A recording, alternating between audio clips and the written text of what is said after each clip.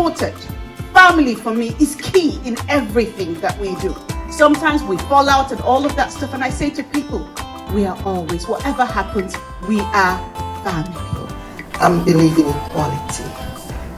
I am black.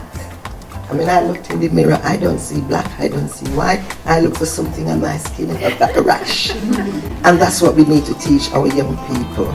Don't look at color. Understand, how do we support parents to become more resilient, to deal with the stress better? Because parenting is stressful. I say it's a full-time job. One of the things we are also that is peculiar or unique about this training is the cultural context to it. I was having a conversation recently with a parent, and she was saying something like, these children, I don't know where they get their guts. Like, the mayor said, I tell my children things and they say, what does that even mean? I mean, if you grew up in Africa, you know that. You know that. You can't question your parents. How dare you look at your parents in the eye and ask them, what does that even mean?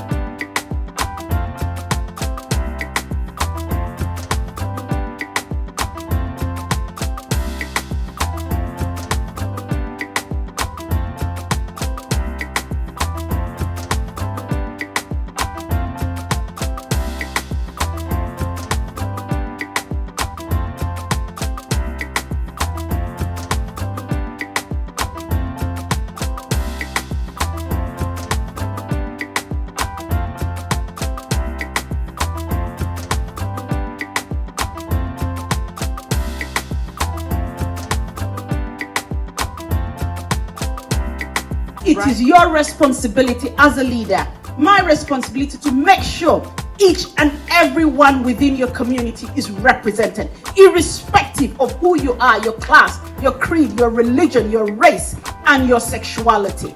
That is our first responsibility as community leaders. Councillor Taylor spoke about inclusion. I always say when I speak, diversity is a fact, but inclusion is a choice. And I think what's really important is that those children and young people are the future adults, and there are future leaders. And sometimes at the minute when there are consultations about services, they don't involve young people, but they're probably the ones that will use those services and things. So I think it would be really good for us to be able to link with yourselves, maybe through Afrikindness to start with, and get your young people's voices heard.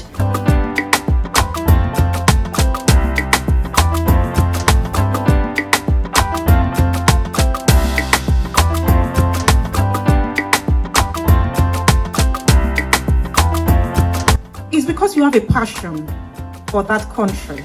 That's why it's so much of a burden onto you, honestly. And having said that, I know the reason why I'm saying this. And the reason why we're very particular about social and emotional learning is because it encompasses those pillars of the core values of humanity.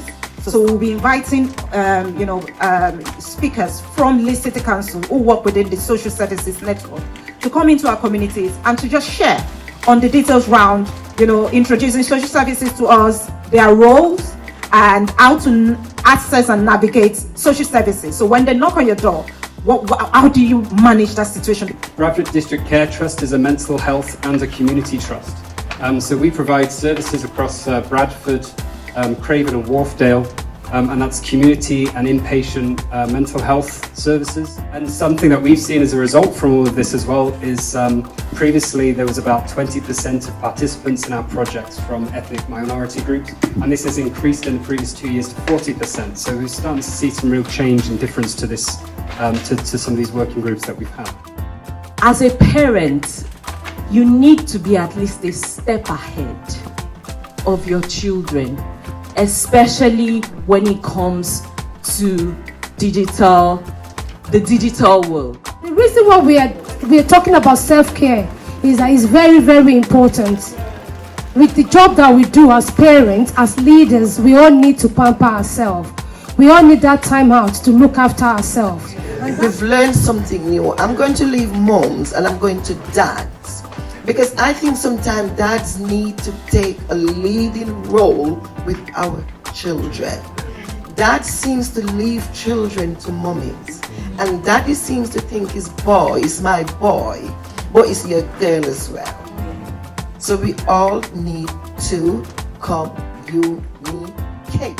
I always say when I speak, diversity is a fact, but inclusion is a choice.